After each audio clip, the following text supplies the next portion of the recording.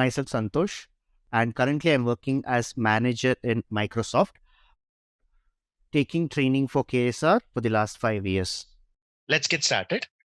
As you're moving to a data analytical tool, what we will be learning is one of the Microsoft's tool, which is called Power BI. The age of Power BI, I can consider as 8 years, right? Now, yesterday we talked about introduction to our data analytics. More than a tool, we focused on analysis, right? More than a tool, we focused on analysis. Just to give a recap, we took a case study of Swiggy. Then we talk about the company's main objective. And the main important thing that we talked about is one of the investment banking's use case and how we solve that. Correct? And here we do have a retirement plans, pension plans, all these plans. How are we targeting? Maybe we do have three type of marketing strategies. It did not work for us. So we have to choose a direct mail campaign. So this is one of the idea I was able to recommend my clients, right? So this is where I told you, rather than focusing completely on the reporting, start providing your ideas, suggestions, improvements to your clients. Correct? Now, as in then, moving forward, we do have a data like this. We do have a data like this, and we have to make sure that we come up with the right information. So this is not the right way of visualizing it. The reason is US, USA, right? UK, all these are like the same country name with a splitted or a different way of representing. So this is something which we need to handle it. So if I was in the position, I would have done a bit of data cleaning and then I would have converted into a report. I keep saying this. I keep saying this. Don't be over dependent on anyone, not only with respect to technologies, it is also with respect to your life. Usually what happens, there are three set of people. There are three set of people with respect to data driven technologies, right? And those three set of peoples are data engineer, data analyst, data scientist. Top three trending technology with respect to data is what? Data engineers, data analyst, and data scientist. Now, what this data engineer will do is their only work is to always get the data from the right place, put it in a right format, do all the data cleaning, data transformations, and then make sure that the data is well prepared for other people to use. Now that's the work of a data engineer. Now here comes you people, the one which is middle one, data analyst, it's you people. So what you people do, once you get the data, you start visualizing it, right? You start visualizing it. You convert your data into reports. And not only that, you also give some suggestions and improvements, right? Now that's your role. What suggestion you give, how to implement, when to implement, on whom to implement. For example, you're suggesting give them offers, 1 to 1, 1+1 discount you give, or maybe buy one, get one, give them no EMI option. Some suggestions you're giving on whom you have to go and experiment that, on whom you can go and give this offers. That is all taken care by data science. That's why I keep saying your role is a very, very easy role, right? You just need to make sure the report has been converted and you provide ideas and suggestions and you'll stop there. Whether they're implementing the ideas or not, it's let's the data scientist will take care. Now, as I was talking about data cleaning, first of all, it's not your work. The one which you're seeing on the screen, data cleaning, is not your work.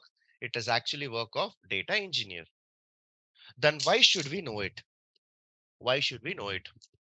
I'll tell you a very good example. Just listen.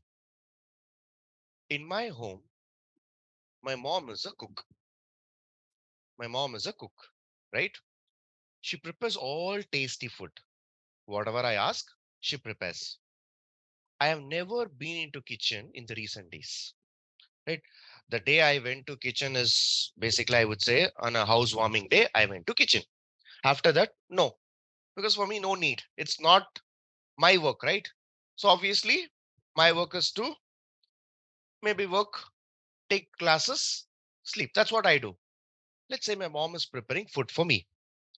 By chance, one day, if she goes to native, she goes to some place, she is not available at home, my task will be very, very difficult. You know why? I don't know to cook and I can't go out. So I have to do something which is there at home and I need to have food. In that case, at least I need to know how you can have like at least a basic breakfast, right? Or basic lunch. It could be any 2 minutes Maggie, or it could be bread and jam, whatever it is. I need to know this.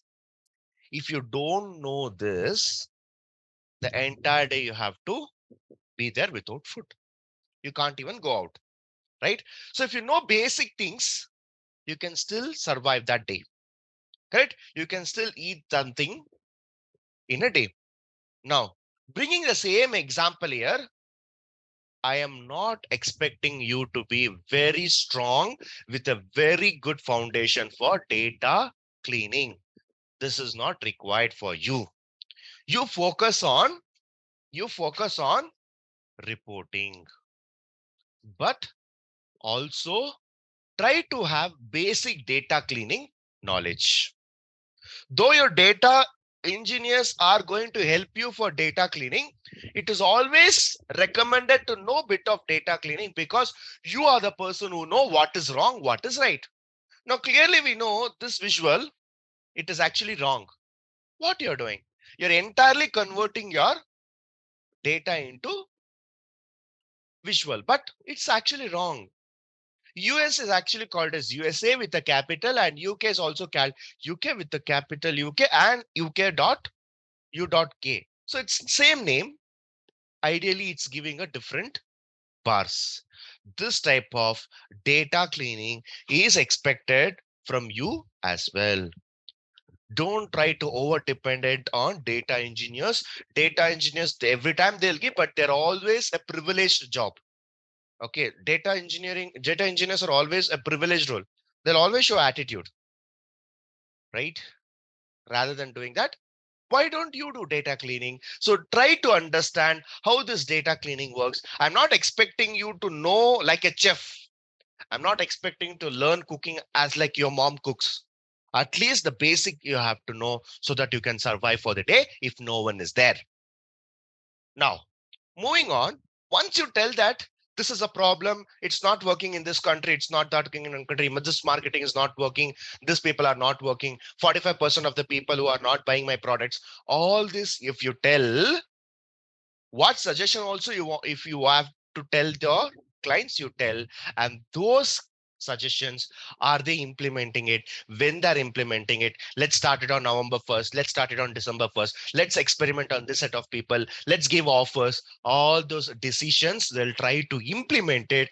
That's a role of data scientist, correct? Now with that, let's get into few more data examples. KSR is hiring a trainer. Who want to become a trainer? KSR is hiring a trainer. Who wants to become a trainer? No one. Okay. Do you want to know how like what is the eligibility to become a trainer in KSR? Let me tell you one more time. Most of the people are new people. If you want to become a trainer in KSR, okay, the first thing is listen carefully. If you all have this, you are eligible. I'll tell you 5 points. If you're eligible, you can apply for a job. The first point to become a KSR trainer is no degree, no background required. The first point, if you want to become a KSR trainer, no degree, no background is required. How many are willing to apply? Yes, yes. Anyone? After hearing the first point, anyone who would like to apply? Okay. The second point, no work experience is also required. Third one, no training experience also is required. Fourth one, fourth one, even if a basic English also fine, we are not looking expert in English. Okay, basic English should be fine. Anyone? Anyone? Wants to apply? Definitely yes, right? Correct? Now, last point I'll tell you. After this, let's see if you're eligible or not. Okay. First 4 points, I'm telling you, if you want to become a KSR trainer, we don't look at your background. We don't look at your degree, whether you have completed 10th or 12th or engineering, we don't even bother about it. The second is we never look at your work experience.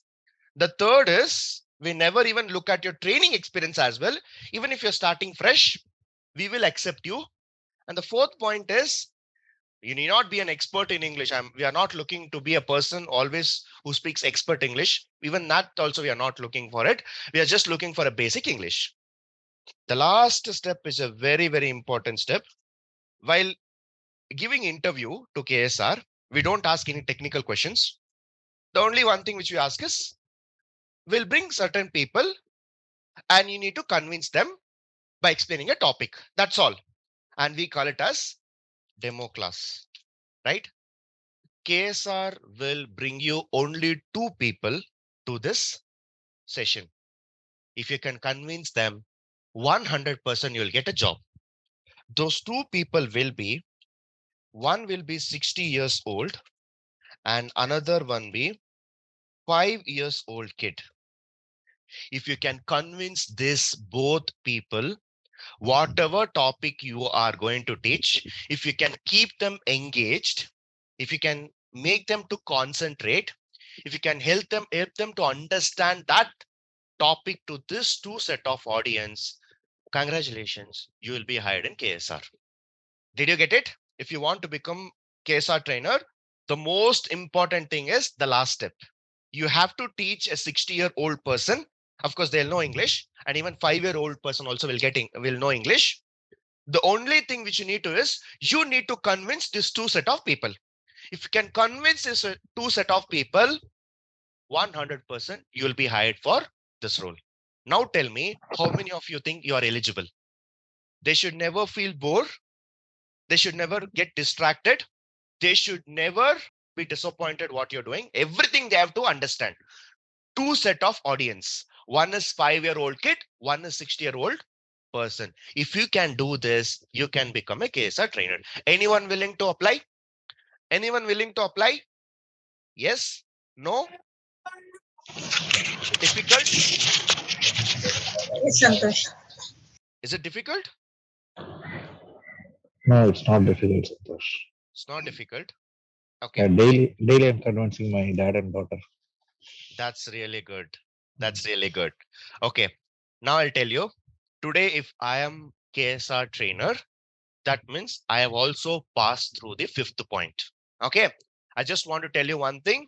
Today, if I am a trainer in KSR, that means I have passed the fifth point. That means in a class, I was able to convince a 60-year-old person, 5-year-old kid.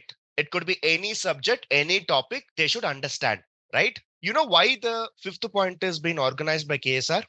If 5-year-old kid can understand what you can speak, if 60-year-old person can understand what you speak, it's an ideal, straightforward thought is anyone who belong to this group will understand what you speak.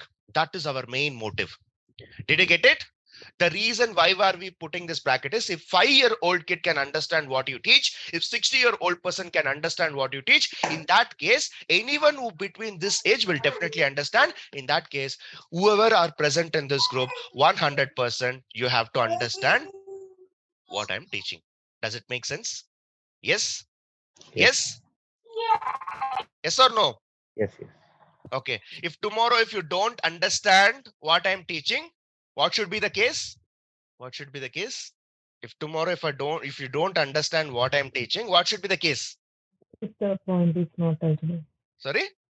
Fifth point, like, Fifth point. Either you have to be away from this bracket, right? mhm. So keeping jokes aside, now coming back to the topic, KSR is hiring a new trainer, right? We can see that students' performance have changed, right? They have changed, like from previous trainers to this trainer, the performance, the marks, their assessment, everything is changed. If you observe carefully, John has a percentage increase of 15%. Julie and Carol has a good performance too, with a 6% increase. right? So for example, if John was scoring 60%, now he is scoring 75%. Okay. And Julie, if she or he has scored 80%, it has increased to 86%. And that is what it says. Plus 15%, plus 11%, plus 6%. Okay. Now, with this, obviously, I can understand that Julia has a percentage increase of 15%. Sorry, John, and the other two people are like 6%. And this is something which is straightforward. I'll ask you a question. By seeing this data, can I say the new trainer is a good trainer or a bad trainer? By seeing this data, if I want to figure out if that trainer is a good trainer or bad trainer, what is your thoughts? What is your thoughts? Come on. Good trainer, Santosh. Okay, very good. Good trainer. Okay, let's go and prove it. Let's go and prove it. The average performance is 15% plus 11% plus 6% plus 6% plus 6%, and 1% did not perform well, which is nothing but Sam. So Sam did not perform well. If I take an average performance, sum of all the increased percentage divided by the total number of people, I can see that the average performance of the trainer is minus 1%. So the average performance has went down. I can simply straightforward say that this trainer, the new trainer, is not effective. Will you agree with me? No. No. How many of you people say yes? Obviously, yes. The average performance of the entire class has gone down. So obviously I'll say that this trainer is not that effective. Straightforward, right? I've done you the live calculation in front of you. How many of you say this trainer is not effective after taking the average performance of all the people? We have 1, 2, 3, 4, 5, 6 students. So 6 students average performance, if I take, I got to know that the average has went down by minus 1%. So ideally, I can say that this trainer is not effective. Who all will agree with me? Who all will agree with me? Come on, speak up. Correct, right? Yes. So the average performance of the trainer has went down. So the trainer is not effective. We'll throw them out of KSR. Are you all with me? Why? What is wrong? How do you say that it is a performance of one person? You're saying that this is wrong analysis, correct? Okay. Anyone want to agree with it, add points to this? Or you're strictly saying that, no, the trainer is not good. Okay, Right. right. Now, the example which you see on screen is a very straightforward. And some people say that, yes, the trainer is not effective, right? But you know what? There is a lot to do with this data. One thing is, out of 6 people, 5 people I can see some improvements. John, Tom, Julie, Carol, Bob. So 5 out of 6 people are performing well only. Just because of one person, we cannot judge the trainer. We cannot judge the trainer. Correct? Now, let's see what we can do with the same similar analysis. Let's try the result without Sam. We will leave out Sam because that's the only guy who did not perform. And let's try to get the percentage of the performance with respect to the trainer. Now we got to know that the average is giving you almost 10% of increased performance on an average, and the trainer performance also looks much better now. Except I'm leaving one guy and calculating the average. Such a huge change. What is that you have learned from this example? Except Sam, I was able to calculate the average performance. It has actually increased by 10%, which is very, very good to know. Now tell me, what is the lesson that you have learned from this example? See, I want all the classes to be very interactive. Okay, it's not like a one-way communication. Even though it's 6 o'clock or 7 o'clock in the morning, I am expecting everyone to talk. If you don't talk now, you will never talk in your interviews. So please open your mouth and say that, except living Sam, I'm calculating now the percentage looks really good. So what is away from this? Okay, I'll tell you. If I was in your position, I have to figure out what happened to Sam. The reason is every data point is very, very important for your analysis. Though including him, I got 1%, minus 1%. Excluding him, I've got a 10%. There is a huge change that is happening. Just because of 1%, my entire analysis is going wrong. The reason why it is happening, it's because of 1%. Now you have to take some action on that person, whether to include him or exclude him. After a deep dive analysis, I got to know that Sam was feeling sick. If he is feeling sick, if he's not able to take the assessment on that particular day, how can the trainer be responsible? Right? The trainer has taught everyone in the same manner, no partiality or no special class. Everyone he has taught in the same manner. So it is expected that all the students score better. But on that particular day, when we have to take the test, we see that the person is sick. So what happened? Obviously, the marks of Sam went down. Just because of Sam, you cannot blame the trainer, right? So by leaving him, my average percentage is good. Suppose if 2 to 3 people are not performing, then I could have taken a decision the trainer is bad. But in my case, only one person is affected. So ideally speaking, he may be feeling sick. He did not perform, right? Now, another one which I wanted to tell you is the second point and third point, if you know, right? Don't always think or don't always look at only the top layer. Try to do a deep dive. Try to do a deep dive. A deep dive analysis will definitely give you a more clarity. Initially, you people said the trainer is bad. Just because of the minus 1%, you people said it's bad. But he's one of the very best trainer that we have hired in KSR. What happened? Reason? 5 out of 6 people are performing good.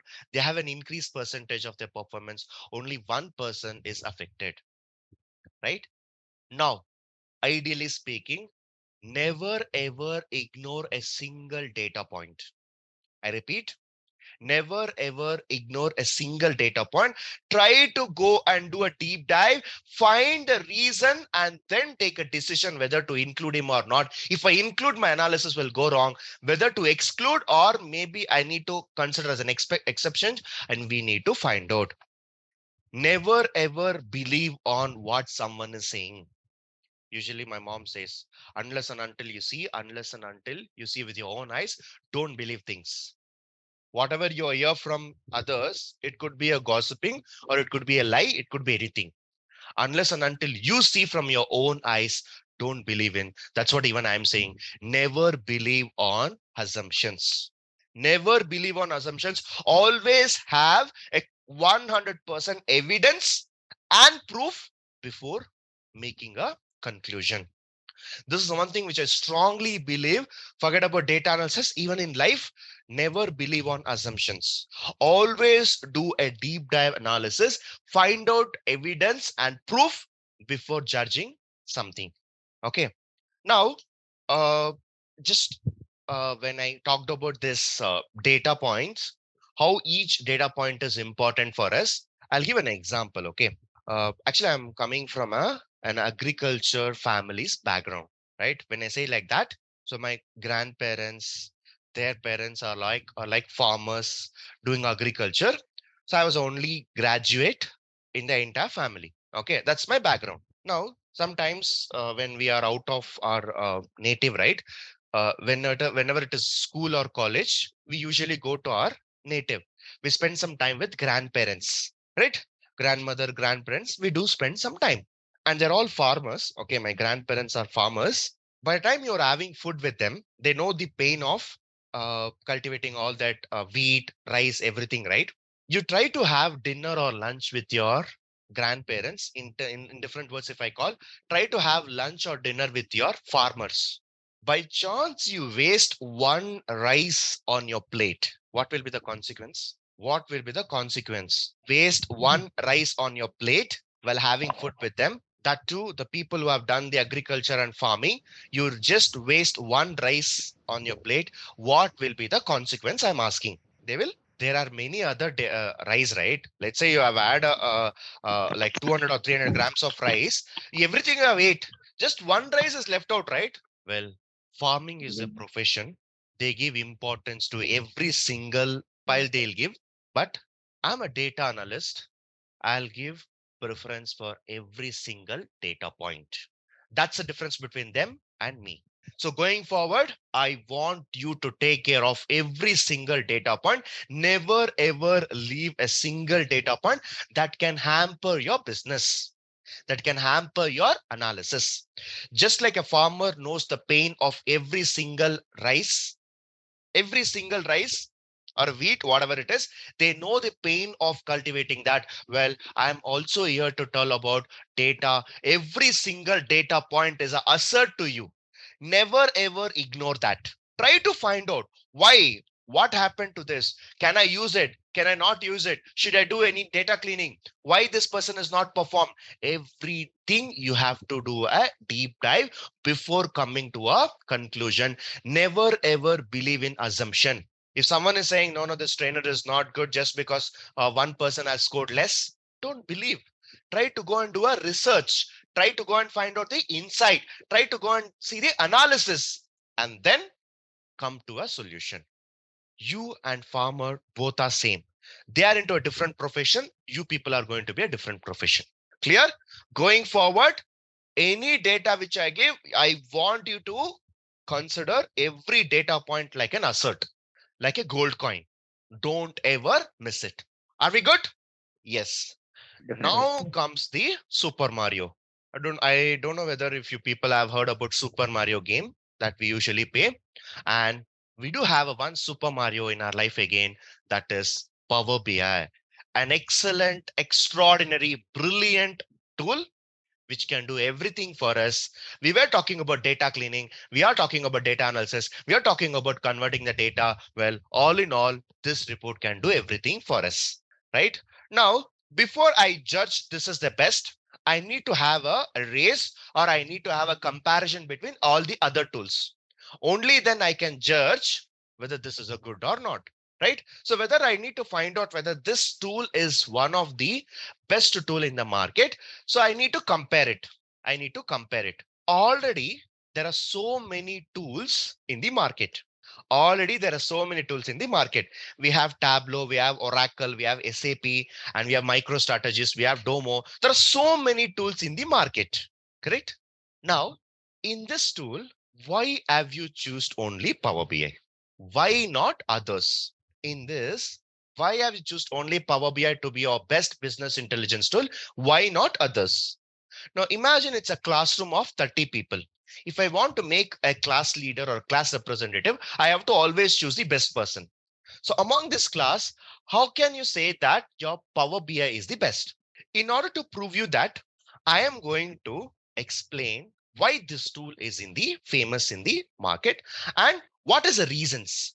In order to explain about available tool and how Power BI is being one of the topmost product, I would be focusing on top 5 reasons why you should always choose for Power BI.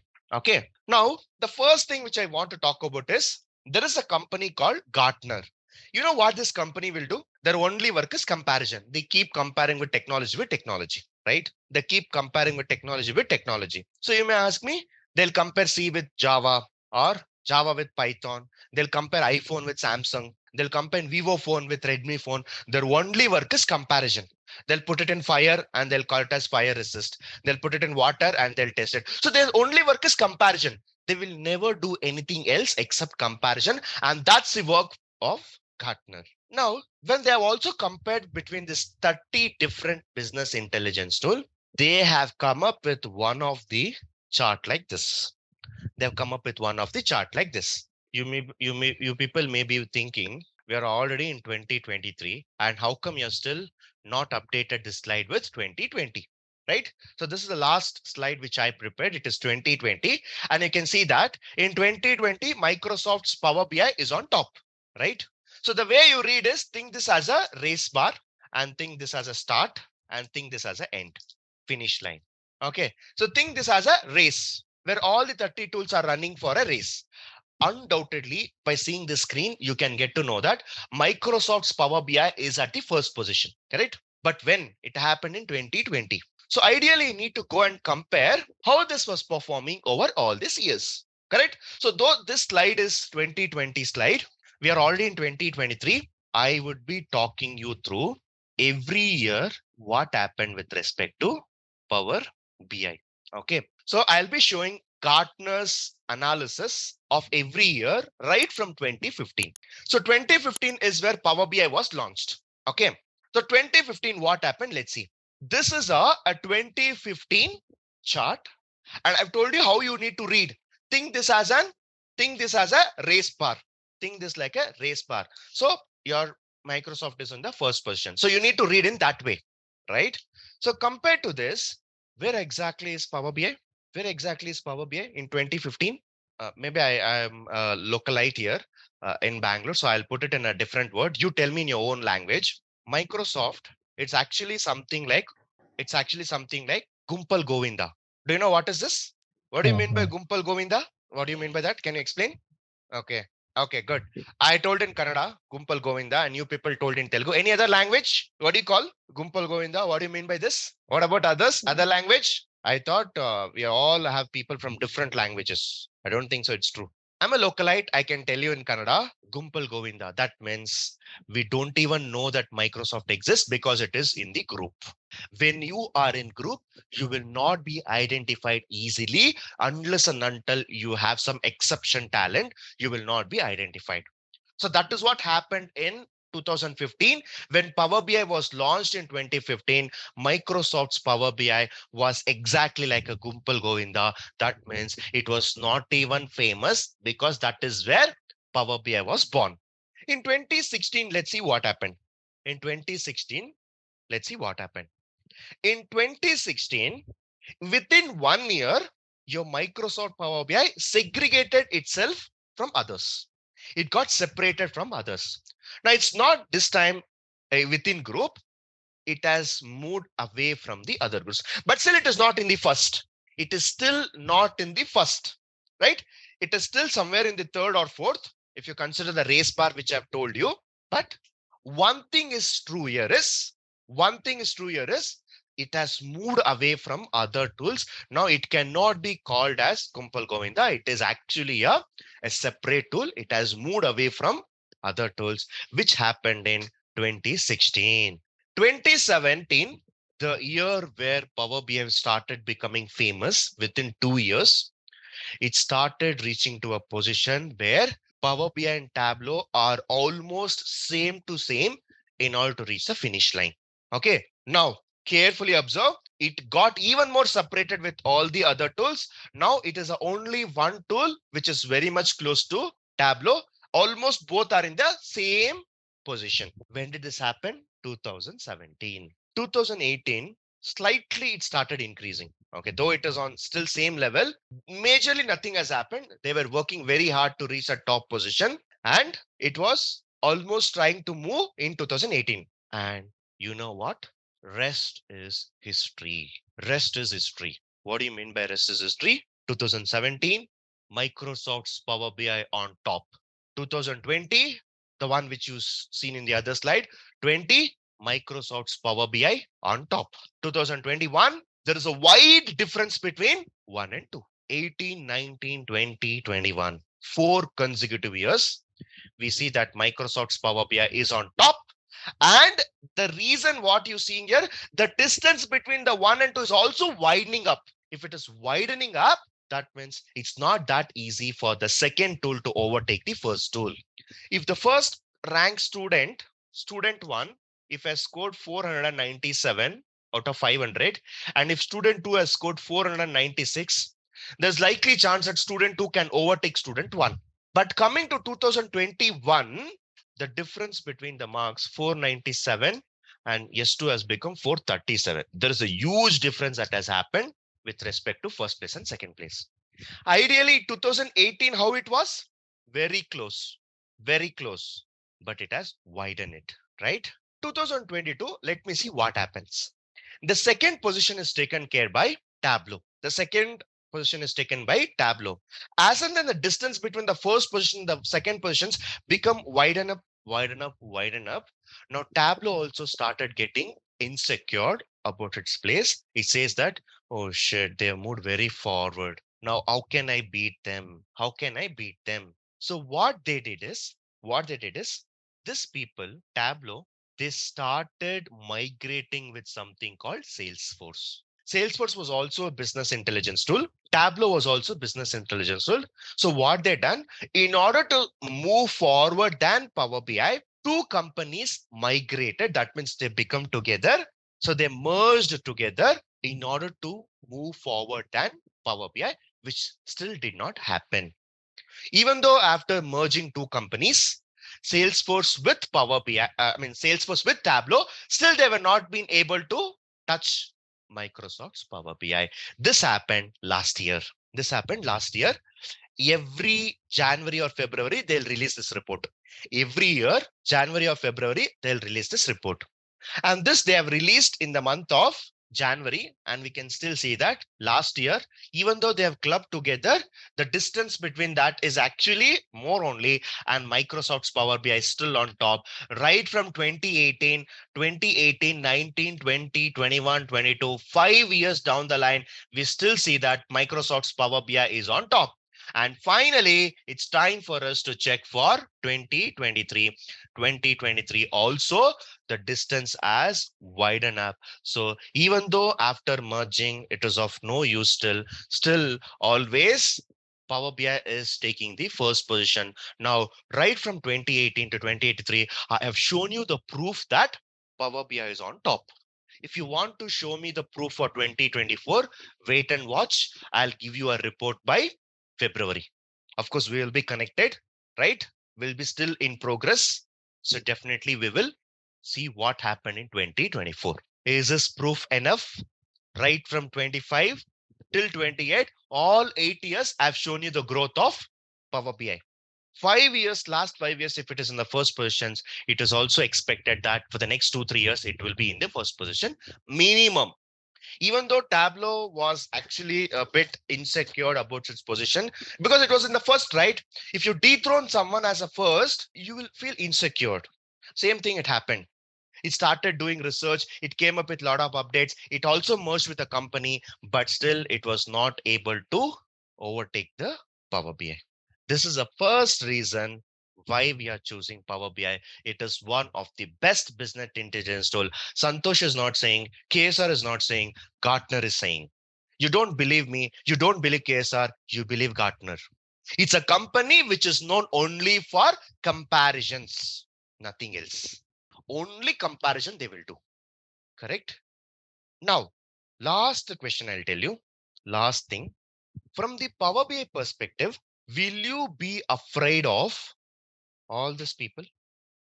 From the Power BI perspective, will you be fear of all these people? What if they may come to my position? Do you think that type of fear Power BI will have? If you are a rank student in the class, will you be afraid of the large bench students? If you're a rank No. student in the class, will you be afraid of the last benches? No. The only person where you will be fear about is second rank student. The second rank student and first rank student, take it from me, it's been a while that I've gone to school colleges, but you ask your kids, you ask your son or daughter, first and second will always be enemies, not friends. Your first rank student and second rank student will never be friends. Go and ask your kids, this will be true. Worst case, they may be friends, but ideally, the biggest competitor for the first will always be second. And for the second position, the biggest competitor will not be third, it always will be first because they have to catch that the first place. That's the main motive of any business intelligence tool. So there is always a fight between Tableau or Power BI. So ideally, I need to compare Microsoft's Power BI with Tableau because among these two, I need to figure out which is the best one, right? I need to see always I need to compare with not with the rest of the business intelligence tool, but it makes sense for me to compare only with the second position because there is high likely chance that the second tool can dethrone the first tool. And that's the only possibility that can happen. In order to have this, let's do a deep dive between comparison between Tableau and Power BI. Let's compare Tableau and Power BI. Now, This is a comparison we are doing between the first position place and second position place. Okay. How many of you watch FIFA? How many of you watch FIFA? Only World Cup. Okay. In case of a FIFA match, football match, you'll be given 2 times, like first half and second half. At the end of the second half, we will see who has scored how many goals, right? They will see who has scored how many goals. By chance, if no one has scored goals, even after the second half time, how do they decide the winner? Extra time. Even in extra time also, they don't score goals. Next, they'll go with penalty shoot. What is penalty shoot? Each player from each team will come and will give an attempt to kick out in the goal post. They may be successful, they may be unsuccessful, depending on the number of attempts they give and depending on number of goals they hit, winners will be decided. Okay, now I'm actually a sports person. So I think giving the example of penalty shoot is what I prefer. There is a penalty shoot between Tableau and Power BI. There is a penalty shoot between Tableau and Power BI. Both are very, very good teams who are going to take that first position as a champions. So let's play a penalty shoot.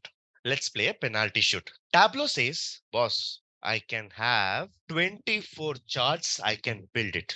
That's a Tableau says. Power BI says, come on, you're only 24. I am 30 plus. 30 plus. Comparing the features of Tableau and Power BI, in Tableau, you can build only 24 charts, whereas in Power BI, you can build 30 charts. Undoubtedly, the first run is actually scored by Power BI.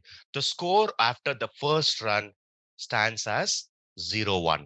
Okay, the score after the first run, first attempt, the score is 0-1. So Power BI is 1, Tableau is 0. Now, Tableau says, apart from the 24 charts, I am still capable of writing few more charts. This is what Tableau says. But unfortunately, to get the few more charts in Tableau, you have to write some calculations. You have to write some code.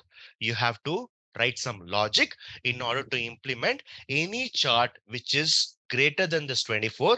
Apart from this 24 charts, if you want any specific charts, undoubtedly you have to do some circus there. Directly it will not come. But Power BI says, boss, without even writing, I can still get you another 250 charts. You have to write a code, but known for the tool where you need not even write a single line of code, I can get you another 250 charts. Now that's really good to know. The overall charts, if you see, you can implement almost 280 plus charts by using Power BI. Whereas here, 24 plus lengthy code. The second penalty shoot was also won by Power BI. Okay. Third one, Tableau says, boss, I can get the data from 77 plus data sources and I can do a report. Power BI says, come on, dude. I am 99 plus data sources. I can get the data from 99 places: Excel, CSV, XML, JSON, text files, log files. I can get the data from 99 data sources. Third attempt, 03. Now, ETL stands for, ETL stands for data cleaning. Okay, extraction, transformation, loading. You're extracting data from different data sources. You're applying some transformations, and then you are going and loading into a separate system. The one example which I've seen in the last previous slides, like I've compared US sales and UK sales. I have done a lot of data cleaning. In Tableau, you cannot do it. You have to depend on some other tool. For data cleaning, you have to depend on some other tool.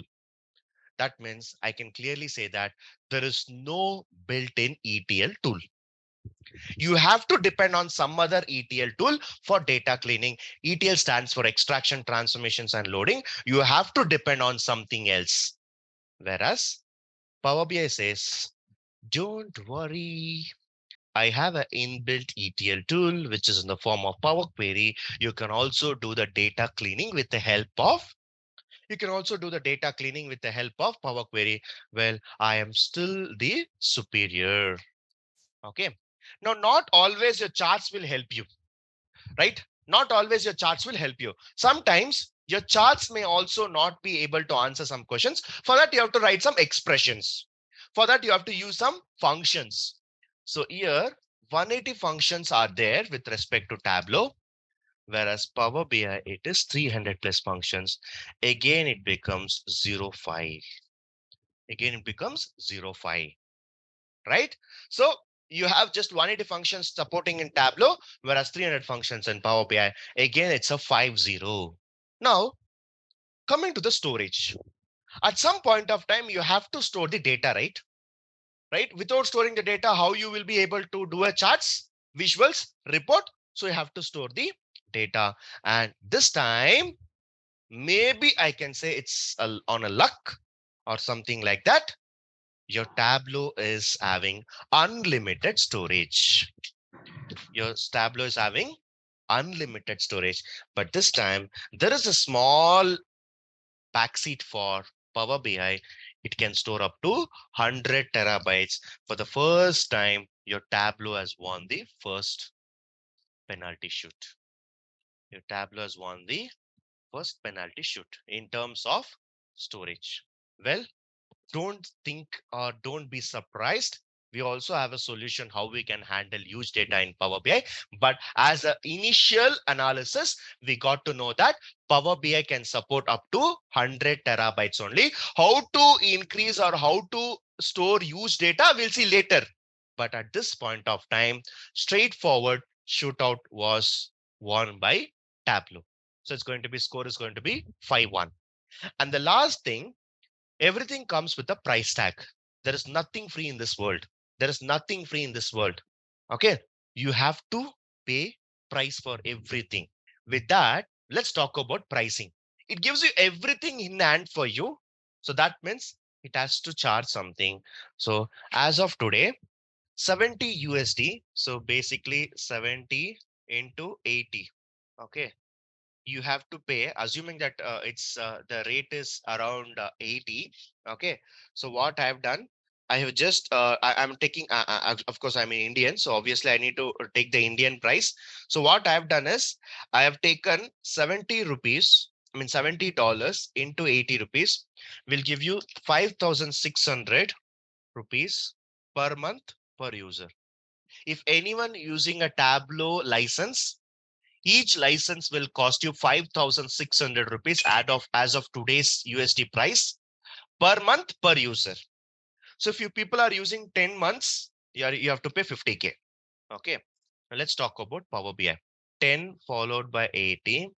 It is 800 rupees per month per user.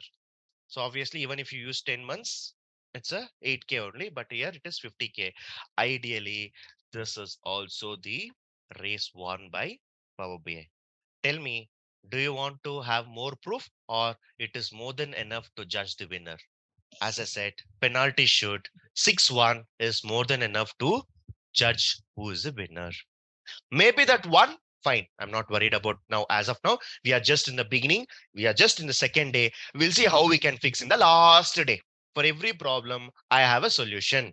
Let's fix that in the later part. But at this point of time, having a penalty shoot between Tableau and Power BI has won 6-1. And undoubtedly, this is one of the best business intelligence tool compared to first rank and second rank.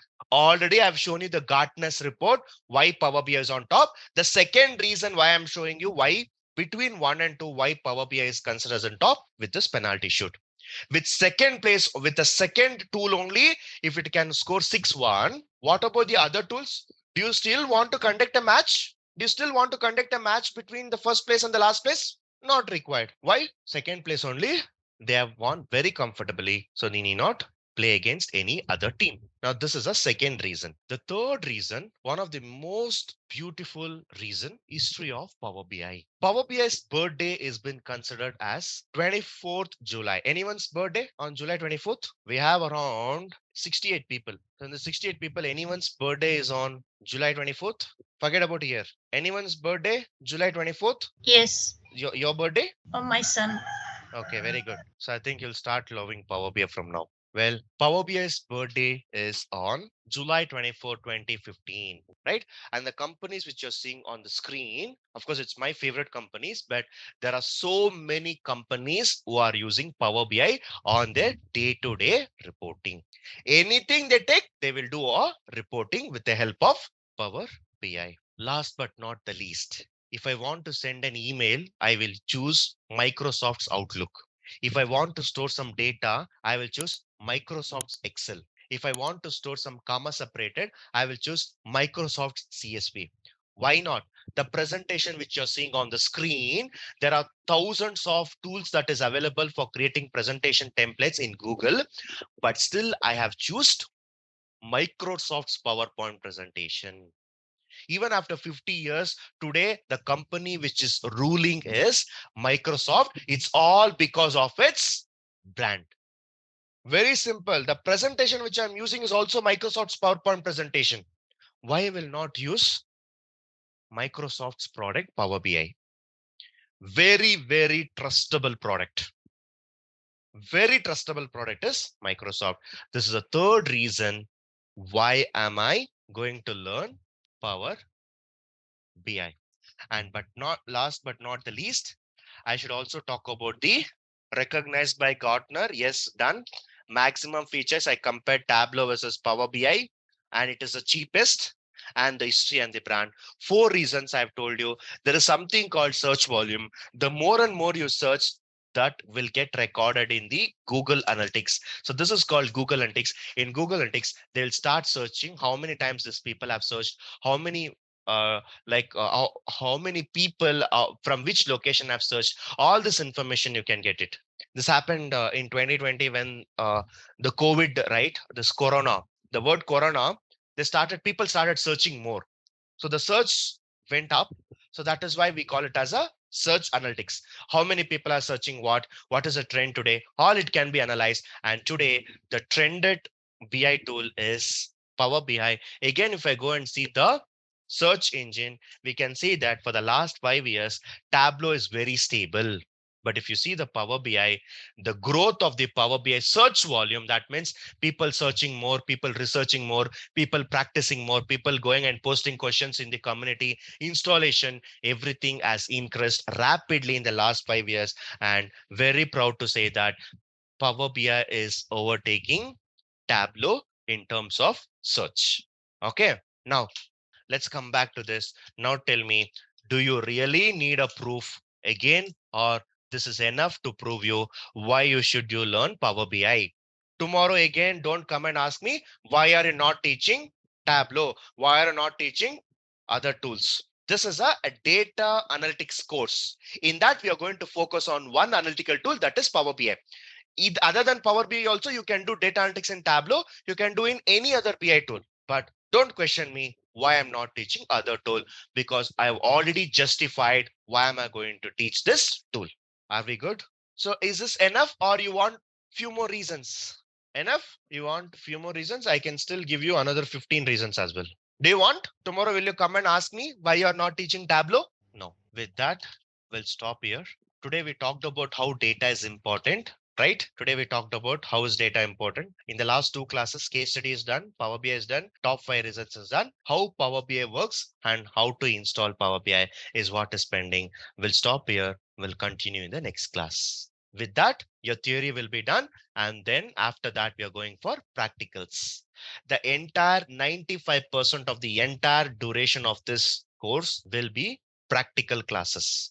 Just it's an introduction I'm giving you. I'm using PPTs, but as and then we move forward to the fifth class onwards, fifth class, sixth class, seventh class, we do have 100 class. 100 is a number that we're looking for. Today is the second day. So out of this 100 days, you'll become a data analyst. And all these 100 classes, 95% of all the classes will be practical class. Okay, we'll stop here. If you have any questions, please let me know. We can answer your questions.